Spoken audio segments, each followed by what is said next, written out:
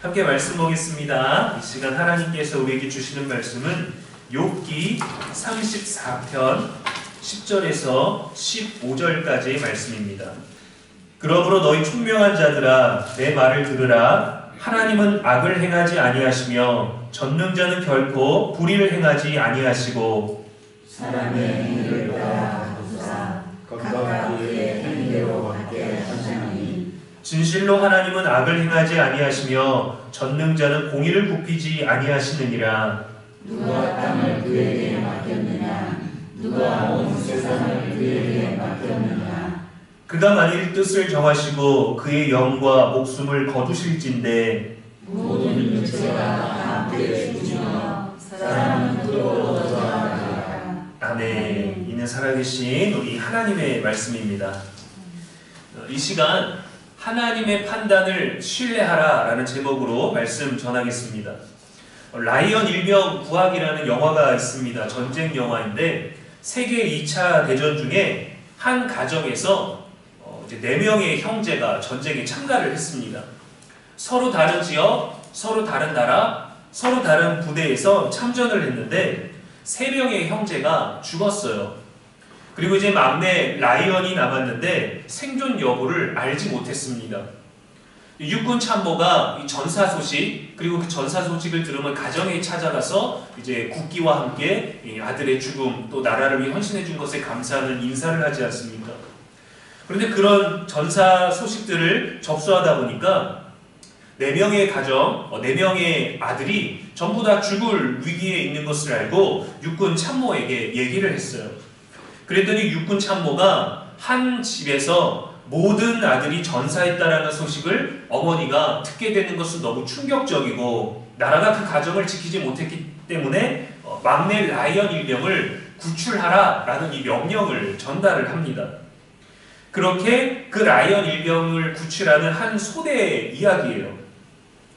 근데 그를 구하는 과정에서 한 명의 대위와 함께 8명의 소대원이 출발을 했는데 결국에는 6명이 죽고 2명만 살아남았습니다.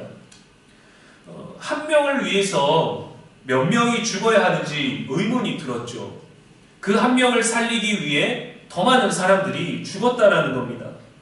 그러나 지휘관은 이것은 가치 있는 일이기 때문에 우리가 가야 한다라고 격려를 합니다. 그리고 이 대장은 마지막으로 라이언 일병에게 헛되이 살지 마라.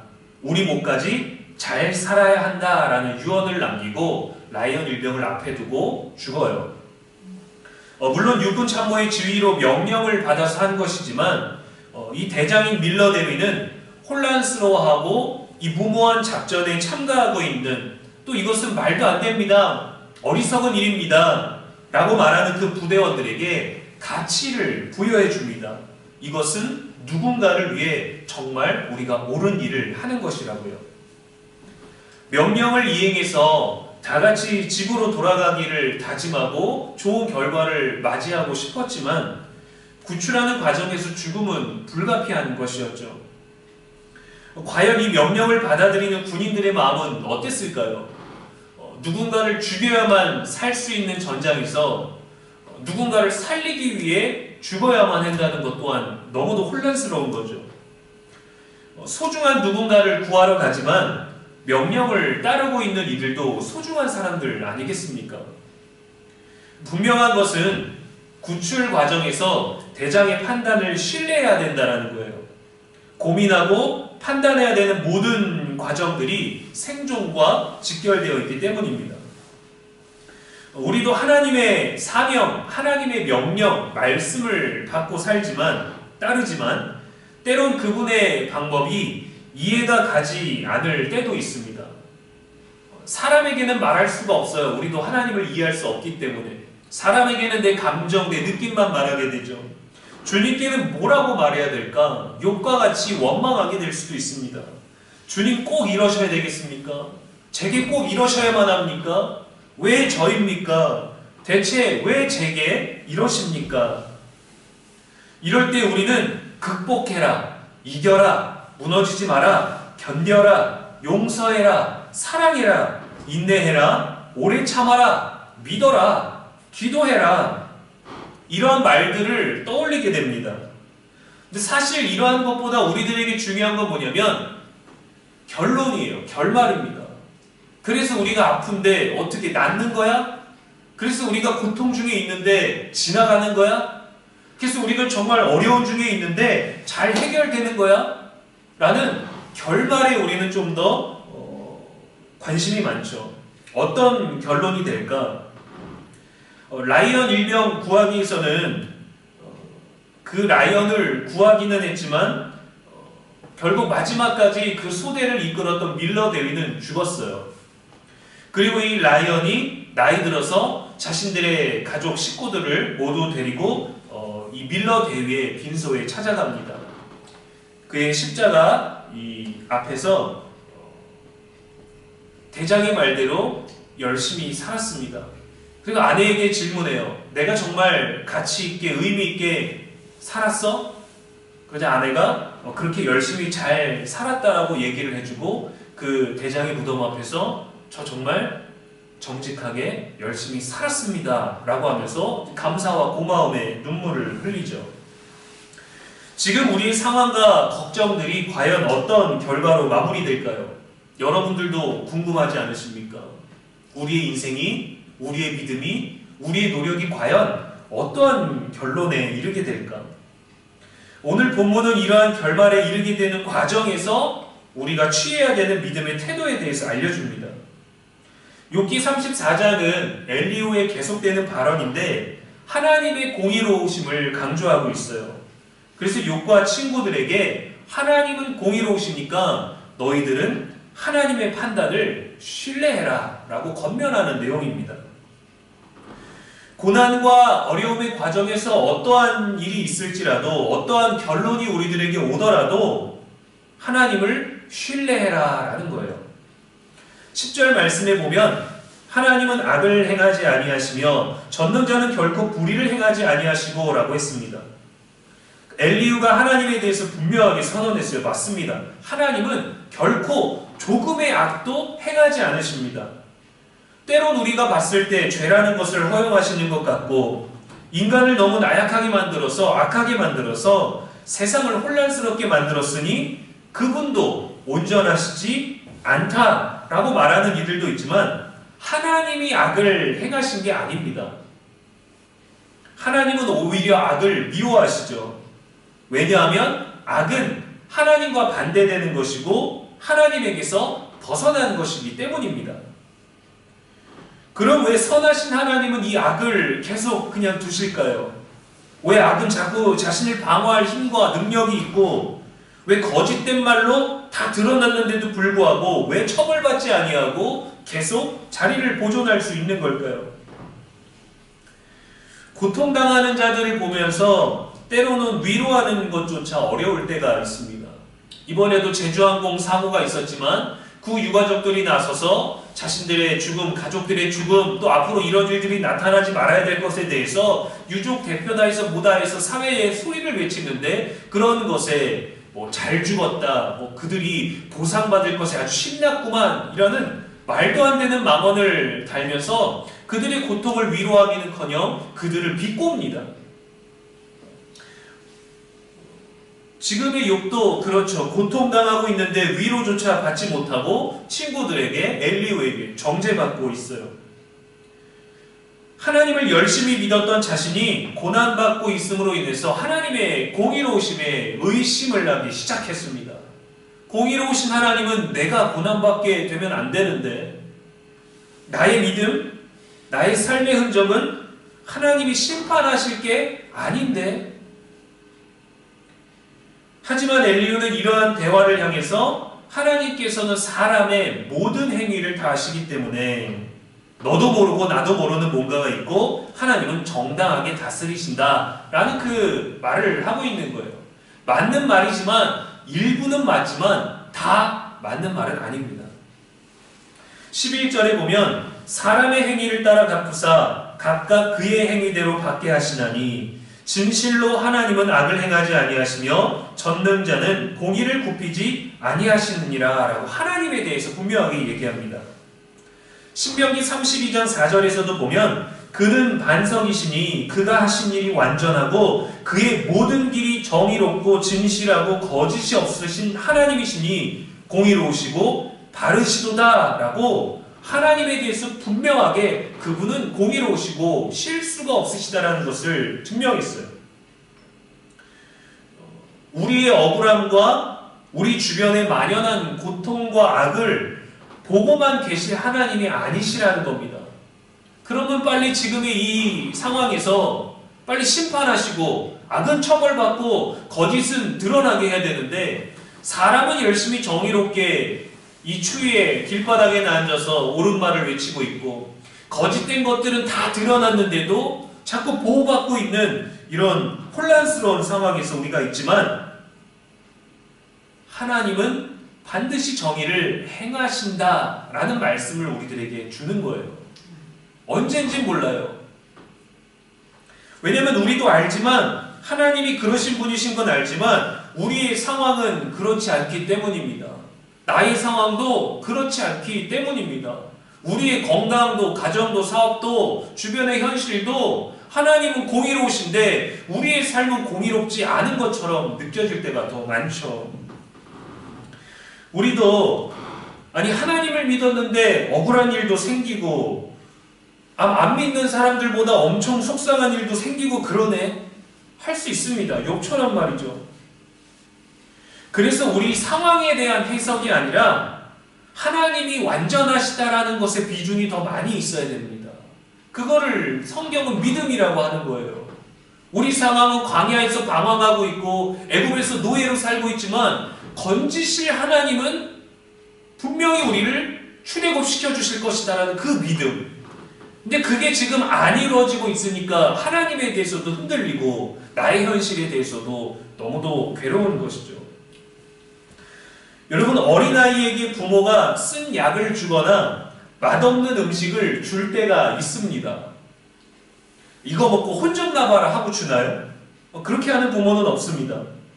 물론 저처럼 아이들에게 장난치고 싶어서 짓궂게 간식을 주거나 밥을 줄 때 와사비를 넣는다던가 레몬즙을 짜서 준다라는 장난을 칠 수는 있지만 일부러 아이들에게 쓰고 맛없는 음식을 주지 않습니다.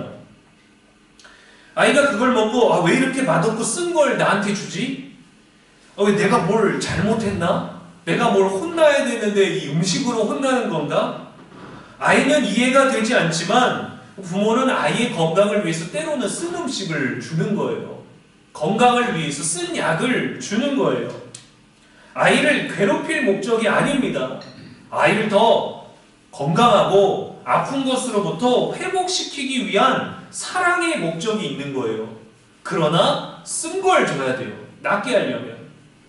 지금 세상은 좋아져서 약도 달달하게 잘 나오지만 그래도 때로는 영양분을 섭취하기 위해서 쓴 나물을 먹여야 할 때도 있고 쓴 약을 먹여야 할 때도 있죠.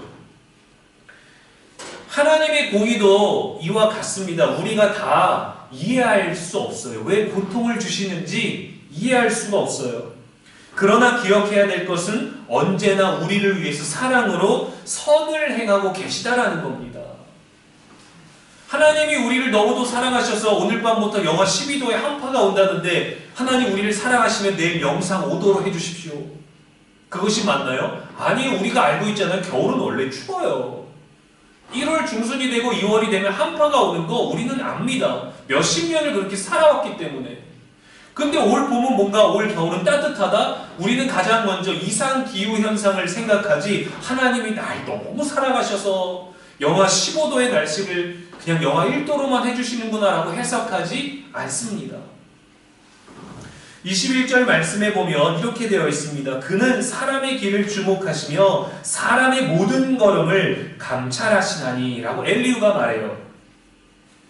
우리는 하나님에 대해서 다 모르는데 하나님은 우리에 대해서 다 주목하고 계시다는 거예요. 모든 걸음을 다 알고 있다라는 거예요. 믿음의 걸음, 사랑의 걸음, 또 어떤 때에는 우리들의 교만한 걸음, 어떤 때에는 그냥 미움의 걸음, 잘못된 걸음일지라도 하나님은 다 주목하시고 감찰하시고 아신다는 겁니다. 시편 39편에서도 주께서 나를 살펴보셨으므로 나를 아시나이다. 나의 모든 길과 나의 모든 행위를 익히 아시오니 알지 못하시는 것이 하나도 없으시니이다 라고 시인은 고백합니다. 그분은 우리를 다 알고 있다라는 거예요. 근데 우리는 하나님이 지금 뭐라고 계신지 몰라요. 우리의 고통과 괴로움은 지속되고 있고 반복되고 있는데 하나님에 대해서는 전혀 소식이 우리에게 없는 것 같아요. 그래서 우리는 스스로 자책하게 됩니다. 내가 믿음이 부족해서 그래. 원인을 찾을 수가 없으니까 하나님은 선하시고 공의로우신데 그래서 내 탓을 하게 되는 거죠. 내가 믿음이 부족해서 그렇구나. 흔들리고 불안한 우리를 위해서 할 수 있는 말들이 그렇게 많지 않다라는 겁니다. 성경은 우리의 모든 것을 아시는 하나님이라고 하는데 그분은 우리의 사정을 전혀 헤아리고 계시지 않는 것 같은 거죠.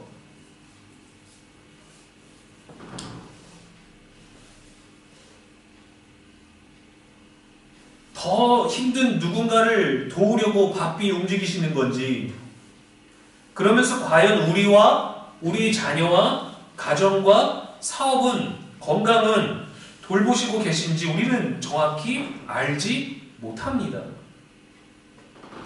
그런데 사람들은 우리가 뭘 하는지 알아요. 전화를 안 받네? 교회 갔겠구나. 집에 없네? 수요 기도회 갔겠구나 라고 하죠. 주일에 밥 좀 먹자고 할까? 교회 갔을 텐데 언제 끝날지 모르니까. 우리는 지금 여기 하나님의 말씀을 듣고 그분을 믿어보고자 모여있지만 우리를 위해 하나님은 뭘 하시는지 잘 몰라요. 누군가가 우리를 향해 이 추운 날씨에 수요일 저녁에서 온풍기도 안 돌아가는 이 추운 곳에서 교회까지 가고 그러는데 하나님이 다 안 도와주셔? 이런 말들을 믿음 없는 사람에게 듣게 될 때 우리는 참 속상하죠. 하나님을 전하려면 그분의 역사하심이 있어야 되는데 왜 우리들에게는 역사하시지 않고 남의 얘기만 듣고 우리는 믿어야 되는 것일까? 하지만 우리는 지금 우리에게 말씀하고 계시구나. 우리의 믿음을 지켜보고 계시구나. 우리가 이러한 때 어떻게 믿음의 고백을 하고 어떤 믿음의 행동들을 할지 우리와 함께 하시는구나라고 하나님을 믿어보려고 애쓰죠. 믿어보려고. 이렇게 계속해서 믿어보려고 하는 우리들에게 그 믿음의 기회를 주시는 거예요. 그 애쓰고 있는 그 믿음의 기회들을 붙잡는 우리들의 믿음이 절대 결코 헛되지 않다라는 것을 하나님이 보고 계시다라는 것, 그것을 우리가 하나님을 향한 신뢰를 드리는 거죠. 하나님이 악에 대해서 오래 참으시는 이유가 무엇일까요? 우리의 고통이 방치되고 있는 이유가 무엇일까요? 회개와 변화와 그러한 기회를 주시기 위함입니다. 갑자기 아픈데 안 아픈 것처럼 살 수 있는 능력을 주시는 게 아니라 그 고통과 십자가의 고통을 생각하며 믿음으로 극복할 수 있는 기회들을 주시는 거예요. 내가 사랑할 수 없는 누군가를 바라보며 사랑할 마음을 주십시오라고 나의 마음을 바꾸는 게 아니라 우리들이 사랑하지 못하고 있지만 사랑할 수 있는 기회를 주시는 겁니다. 그 삶의 기회를 주시는 거예요. 우리를 조종하시는 게 아니라 우리들이 하나님과 소통하며 살 수 있는 인격적인 기회를 제공해 주시는 거죠. 베드로후서 3장 9절에 오직 주께서는 너희를 대하여 오래 참으사 아무도 멸망하지 아니하고 다 회개하기에 이르기를 원하시느니라 했습니다. 주님의 약속이 더디고 우리를 위해 행하심이 더딘 것 같은 것은 하나님께서 정하실 완전한 때에 완전한 심판을 위해서 세상과 시간과 우리들의 삶을 다듬어 가시는 거예요. 시험 문제가 뭐 나올지 알고 시험 보는 것은 시험이 아니죠. 공부하고 학습하고 배우고 반복했는데 내가 알고 있는 것 중에서 우리가 알고 있는 그 무엇이 어떠한 변형으로 출제될지 모르는 상태에서 테스트를 받는 게 시험이지, 답을 알고 시험을 받는 건 그거는 테스트가 아닙니다. 답을 확인할 뿐이죠. 창세기의 요셉이 보디발의 집에서 성실하게 일했지만 억울하게 감옥에 가게 되었습니다.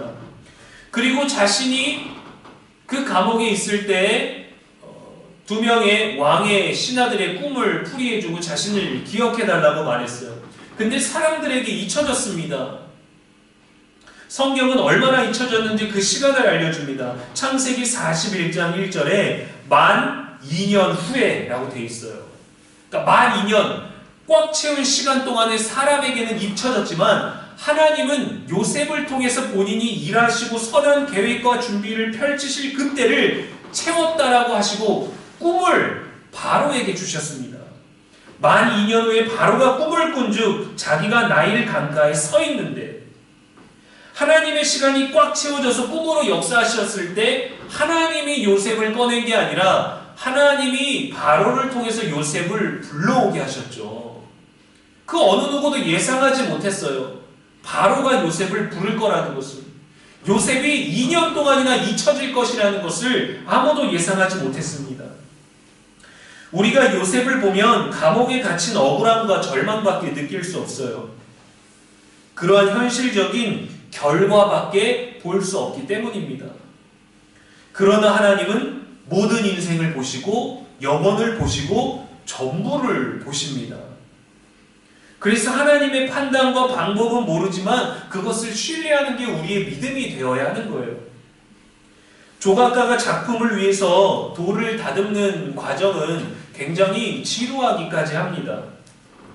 과정은 굉장히 느려 보여도 완성된 작품을 보면 조각가의 그 섬세함을 볼 수 있죠.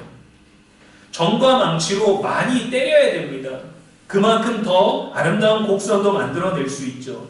그렇게 부서지고 깨져야 아름다운 모양이 나오고 섬세한 조각을 볼 수 있습니다.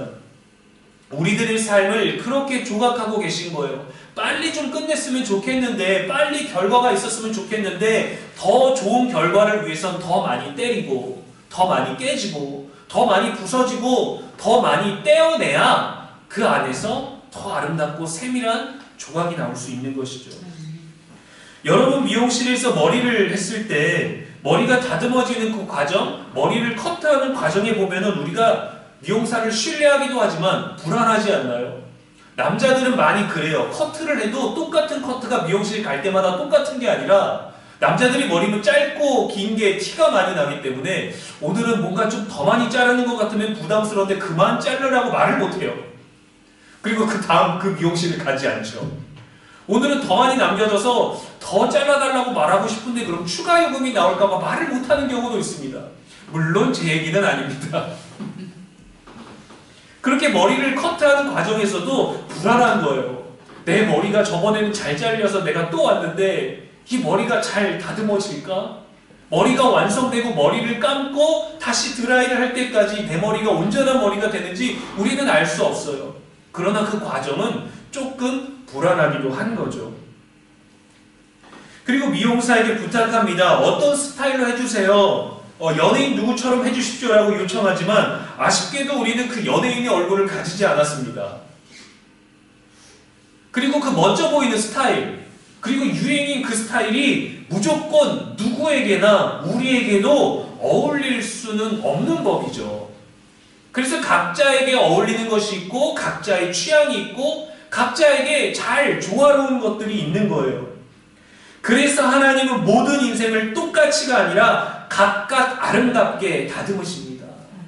똑같은 고통을 줘서 똑같은 수치의 괴로움과 힘듦을 줘서 누구는 이기고 누구는 지고 누구는 견뎌내고 누구는 극복하지 못하게 되는 것이 아니라 각각의 삶에 다양하게 다르게 주는 거예요.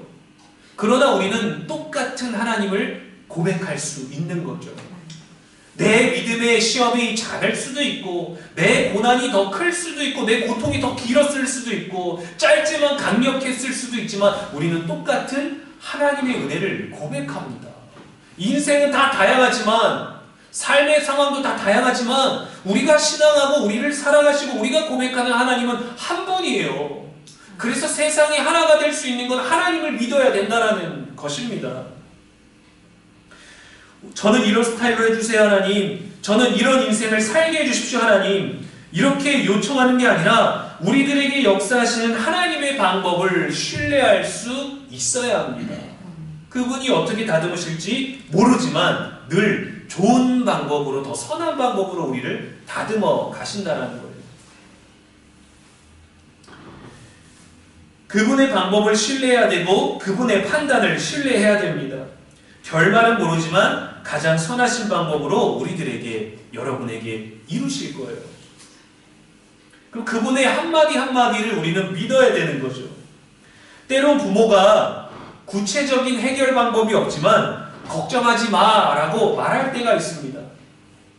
저도 제대한 다음에 복학하면서 등록금을 해결할 방법이 없어서 어떻게 해야 되나 싶었어요. 처음에 대학교 들어갔을 때 저희 누나가 먼저 들어가서 한 학년을 다니고, 저희 누나가 휴학하고 제가 입학하면서 한 학년을 다니고, 그리고 제가 군대 간 동안에 누나가 쉬지 않고 열심히 다니고 제대하고 한 학기를 더 쉬고, 그렇게 해서 두 명이 동시에 대학을 다니지 않고 한 명이 다녀서 등록금의 부담을 줄이는 전략을 좀 사용을 했었죠. 그리고 이제 저는 복학할 때가 됐고 신학교 등록금은 굉장히 저렴합니다. 저희 대학교는 또 단과 대학이었기 때문에 과가 3개밖에 없어서 등록금이 더 저렴했어요. 그런데도 이제 집안 형편이 여유롭지 못하니까 이 등록금에 대한 고민을 해야 되는 거예요. 그런데 아버지가 저한테 너는 그런 걱정 하지 마 라고 말씀을 하셨어요. 그냥 일을 해서, 학교 다니지 말고 일을 해서 집안에 도움이 되어야 되겠다. 목회자가 되지 않더라도, 신학교 가지 않더라도 그냥 열심히 돈 벌면서 교회 섬기고 교회에서 살면서 열심히 그렇게 섬겨도 되지 않나라는 생각도 했지만 아버지는 걱정 말라고 하셨어요. 근데 걱정이 됐어요. 왜? 우리 집의 형편을 제가 아니까. 근데 신기하게도 2학년으로 복학한 다음부터 대학교 마치고 바로 이어서 대학원 과정까지 다 마쳤습니다. 한 번도, 한 학기도 쉬지 않고 2학년부터 그 5년의 과정을 다 쭉 갔어요. 한 번에. 아버지가 어떻게 해결하셨는지 저는 몰라요.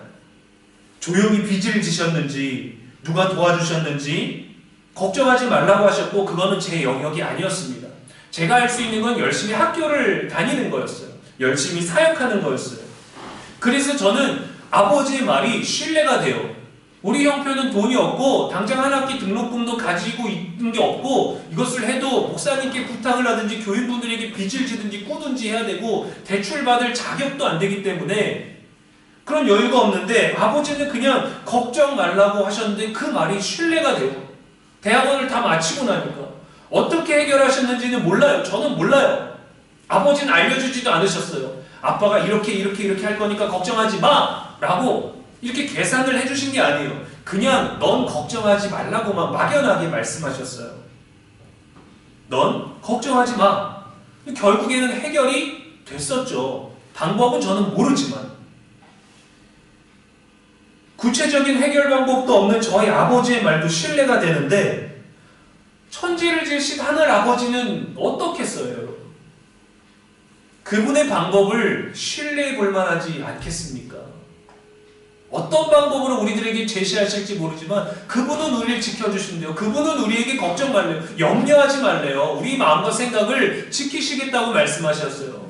내가 너를 떠나지 않겠다고, 세상 끝날까지 내가 너와 함께 하겠다고 복을 주시겠대요. 복에 복을 더하시고 환난에서 벗어나 근심이 없고 우리의 지경을 넓히시겠다고 하십니다.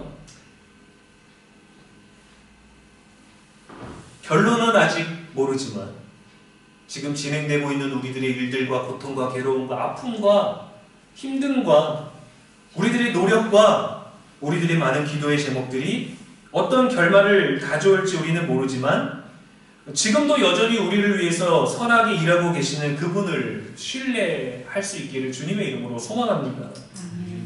어려움 중에도 그분의 판단을 의지할 수 있는 그 믿음이 자라나는 저와 여러분의 25년 되시기를 주님의 이름으로 간절히 축원합니다. 기도하겠습니다. 공의로우신 하나님 아버지, 이 시간에도 말씀 주시니 감사합니다. 때론 우리가 잘 믿고 있는 게 맞는지 하나님의 방법이 옳은 것인지 의문이 들 때가 있습니다.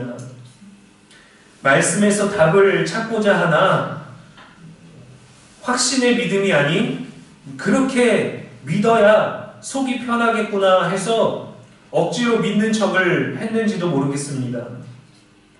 그래서 우리는 하나님을 믿으면서도 온전한 평안을 누리지 못할 때가 있었습니다. 이러한 우리를 불쌍히 여기시고 하나님의 선하신 계획과 신실하게 일하심이 믿어지도록 성령이여 도와 주시옵소서. 우리 인생에 진행되고 있는 많은 문제와 고통과 어려움과 계획들이 어떻게 될지 결말은 알 수 없지만 하나님께서 우리에게 가장 좋은 방법으로 깨닫게 하실 것을 기대하는 소망을 놓지 아니하게 성령이여 도와 주시옵소서. 밤부터 아주 추운 한파가 닥쳐온다고 합니다. 오늘 밤에 집으로 돌아가는 발걸음이, 내일 아침에 일어나서 출근하는 발걸음이, 하루를 시작하는 모든 것들이 더 깊은 추위 속에 있게 되지만 하나님 말씀과 기도로 그 추위 속에서도 우리와 함께 하시는 하나님의 약속을 믿게 하여 주시옵시고, 이 추위 속에서도 우리들의 영혼을 위하여 더욱더 아름답고 선한 계획을 펼쳐가시는 그 하나님을 바라보게 하시고 그분의 이름을 부르게 하시고 그분의 이름으로 기도하고 살아가는 오늘과 내일이 되게 하시며 오늘보다 내일 더 행복할 수 있는 우리가 될 수 있도록 하나님 인도하여 주시옵소서. 우리 건강을 돌보실 것을 믿고 우리 영원한 소망이 되시는 예수님의 이름으로 축복하며 기도합니다. 아멘.